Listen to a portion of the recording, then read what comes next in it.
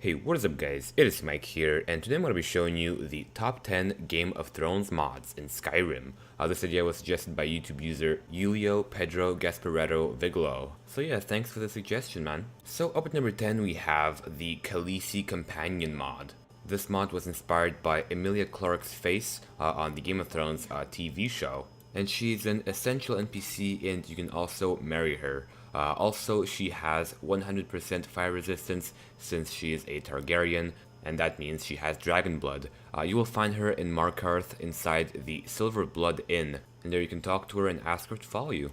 And after number 9 we have the Targaryen Shield. Now this one of course is the shield used by the mighty Targaryens who are now extinct. Well, almost, except for a few exceptions. And yeah, this shield is very well modeled. It has this, very cool red, fiery, bloody aggression of the Targaryens. So yeah, I think it really fits in good with the lore, and really has the right feel to it. And after number 8 we have the Game of Thrones Weapons mod pack. Now this one adds 4 sets of new weapons in Game of Thrones. It adds Ned Stark's ice weapon, the Long Claw, Robert's Warhammer, and Auroch. All of these come in different versions, such as one-handed and two-handed, as well as different variations. So pretty cool. And after number 7 we have the Stark Shield. Now this one of course is used by the mighty Starks, who are the Wardens of the North, and it has of course the direwolf sigil on it, which is very nice. And it has a sort of a mithril-ish look to it, a bit purpley, very metally.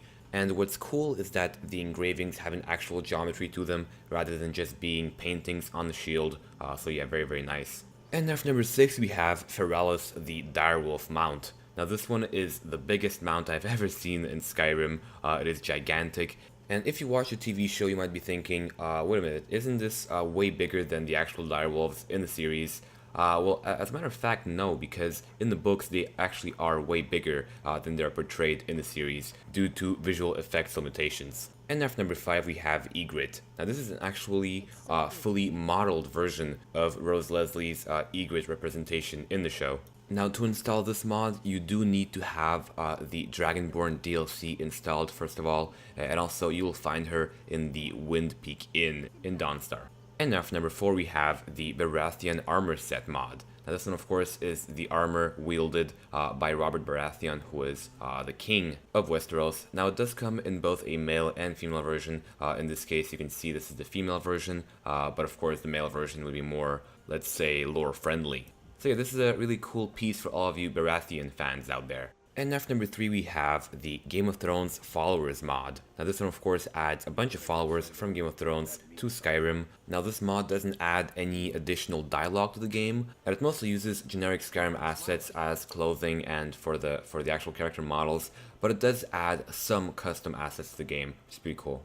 And after number 2 we have a mod that was mostly inspired by Game of Thrones, which is Winter is Coming cloaks. And of course this mod adds a bunch of cloaks to Skyrim. They're not meant to strictly conform to the Game of Thrones lore, but they are inspired by the Game of Thrones world and are sort of semi-lore friendly, and yeah, they do have that Game of Thrones feel to them.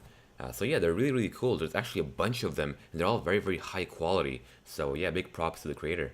And now finally for number 1 we have the Game of Thrones adaptation mod for Skyrim. Now this mod, I had a lot of trouble getting it to work, but what it is pretty much revamps a lot of the Skyrim world to conform to Game of Thrones. It actually adds dialogues, adds character models, changes the characters' names to be conformed to the Game of Thrones lore. It also changes the Civil War to be the War of the Five Kings. And of course it adds a bunch of locations from the Game of Thrones world and changes the cities. And finally, who can forget, it also adds the Iron Throne. Now for some reason I couldn't get a lot of this mod to work. I only got some followers and that kind of stuff, and it replaced a lot of the characters in the game by Game of Thrones characters. But yeah, other than that, I didn't get the actual Iron Throne. Some cities weren't revamped. But if you do get it to work, it's pretty much hands down the biggest mod on this list, and I would say the coolest, because it has so much stuff in it, and it's yeah, it's really ambitious mod. But anyway guys, thanks for watching. As you can see, I'm kind of a Game of Thrones nerd. But if you enjoyed this video, please don't forget to slap that like button. It helps me a tremendous lot. And of course, if you have any top 10 suggestions, leave me a comment below, and you may be responsible for my next video. And of course, if you want to see more videos from me, don't forget to subscribe. You won't regret it. So, without further ado, I will see you guys next time. Peace!